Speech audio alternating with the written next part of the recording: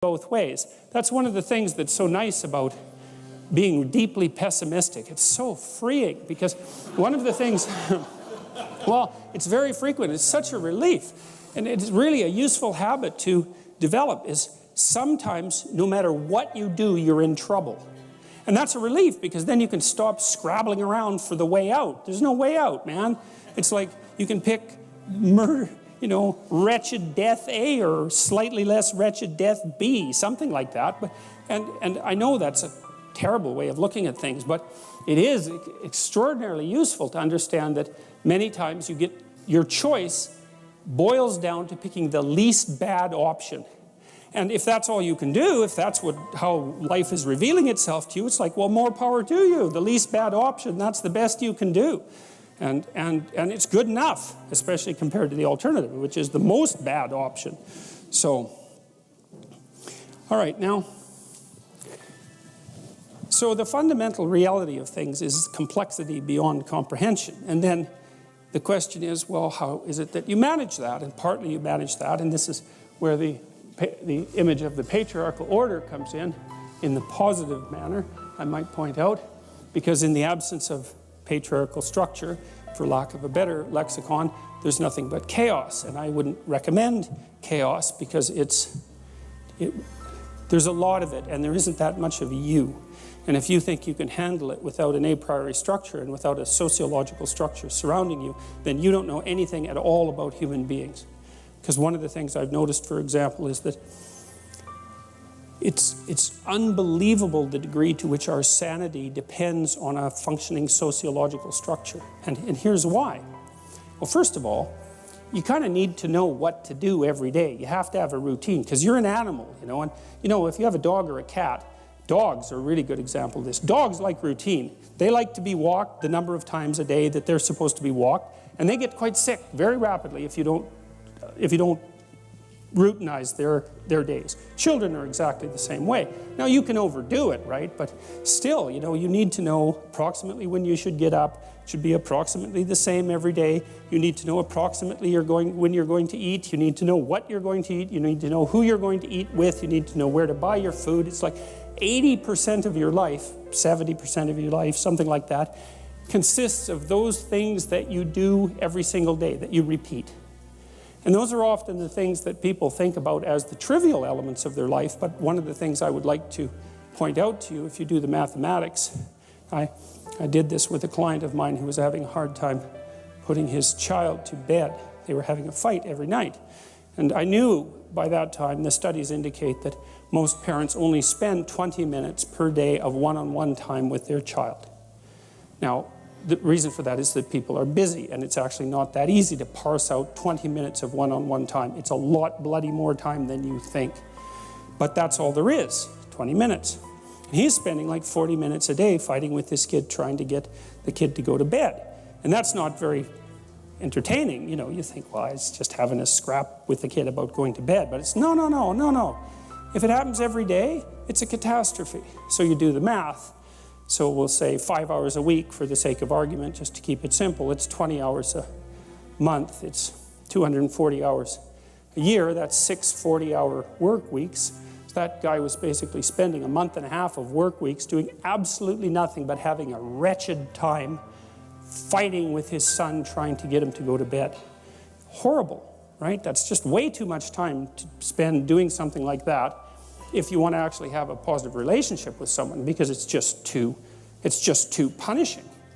And so, so you need structure, you need predictability, and you need more of it than you think, just to keep you sane. Now, if you're lucky, and maybe a bit odd, you can deviate 5% from the norm, or 10% from the norm, or something like that, carefully and cautiously, as long as the rest of you is all well ordered in a normative manner. You might be able to get away with that, and you might be able to sustain it across time, and people might be able to tolerate you if you do it, or maybe you'll get really lucky and you happen to be creative but reasonably well put together, and people will actually be happy that there's something idiosyncratic and unique about you. But even under those circumstances, mostly what you want is to have a routine that's disciplined, that's predictable, and bloody well stick to it. You're going to be way healthier and happier and saner if you do that. And then the other thing that you need, because this is one of the things the psychoanalysts got wrong, I think, is that they overestimated the degree to which sanity was a consequence of being properly structured internally, you know. Because from the psychoanalytic point of view, you're sort of an ego, and that ego is inside you. And of course, it rests on an unconscious structure. But the purpose of psychoanalysis is to sort out that unconscious structure and the ego on top of it, and to make you a fully functioning and autonomous individual. But there's a problem with that, because the reason that you're sane as a fully functional and autonomous human being isn't because you've organized your psyche, even though that's important. The reason that you're sane if you have a well-organized unconscious and ego is because other people can tolerate having you around for reasonably extensive periods of time, and will cuff you across the back of the head every time you do something so stupid that people will dislike you permanently if you continue. And so what people are doing to each other all the time, just non-stop, is broadcasting sanity signals back and forth, right? It's like you smile at people if they're not only behaving properly, but behaving in a way that you would like to see them continue to behave. You frown at them if they're not, you ignore them if they're not, you shun them, you roll your eyes at them, you manifest a disgust face, you don't listen to them, you interrupt them, you won't cooperate with them, you won't compete with them. It's like you're blasting signals at other people about how to regulate their behavior so frequently, well, it just makes up all of your social interaction. That's why we face each other, and we have emotional displays on our face, and we're looking at each other's eyes, and we know as much as we can about what's going on with each other, given that we don't have immediate access to the contents of their consciousness. And so partly what you're doing with your routine is establishing yourself as a credible, reliable, trustworthy, potentially interesting human being who isn't going to do anything too erratic at any moment. And everyone else is around there tapping you into shape, making sure that that's exactly what you are. And that's how you stay sane. And so what happens to people too, if they don't have a routine and they get isolated, is they start to drift. And they drift badly because the world is too complicated for you to keep it organized all by yourself. You just cannot do it. So we outsource the problem of sanity. And it's very intelligent that we outsource the problem of sanity, because sanity is an impossibly complex problem. And so the way that we manage the incredibly complex problem is we have a very large number of brains working simultaneously on the problem all the time. It's like a stock market for sanity. And it's partly, and I use that definition with purpose, because the stock market does the same kind of impossible thing, right? Because it tries to price things, which is impossible. How many things are there? Like 1 billion. How in the world do you decide what the price is? You can't decide what the price is. That's why you have a stock market. Well, in a free market, I mean for consumer goods, is everyone's voting on what the price of everything is all the time. And that's the way we figure it out, because it's technically impossible. That's partly why the stock market explodes now and then, and there's bubbles and all that sort of thing. But anyways, the point is, things are chaotic. In Alice in Wonderland, when Alice goes down the rabbit hole, that's the underworld, right? So now she's gone into the substructure of being. And she meets the Red Queen. And the Red Queen is Mother Nature. And Mother Nature is running around yelling, "Off with their heads, off with their heads," which is, of course, what Mother Nature does.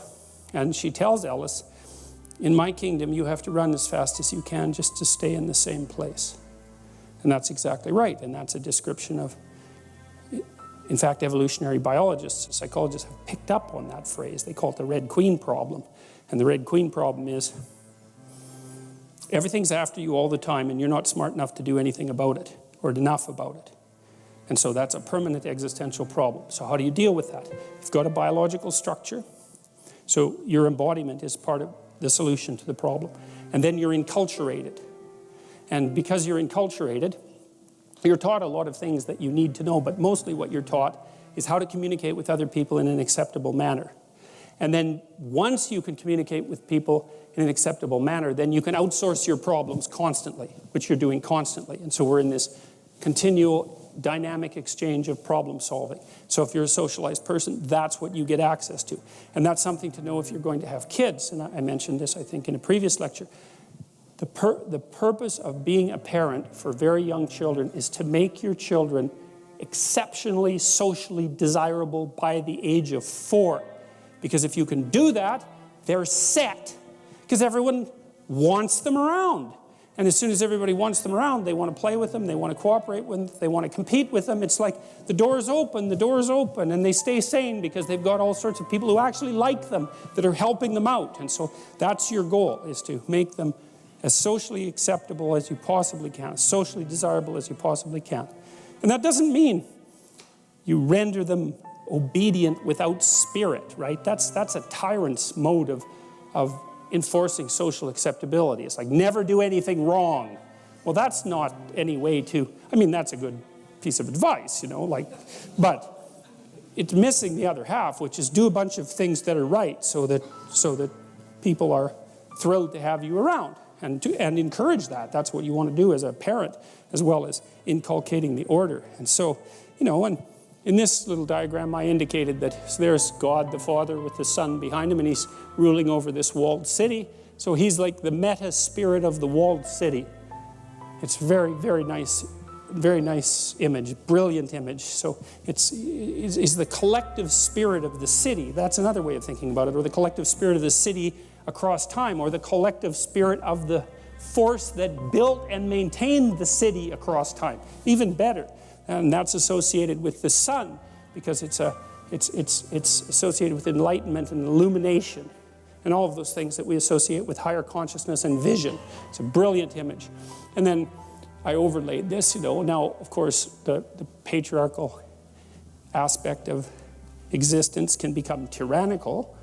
It does that quite regularly. It's one of the existential dangers of human civilization, is that civilization is a medication for chaos, but it can spin out of control in and of itself and become its own sort of problem, which is like a hyper-order problem generally, which then produces a chaos problem.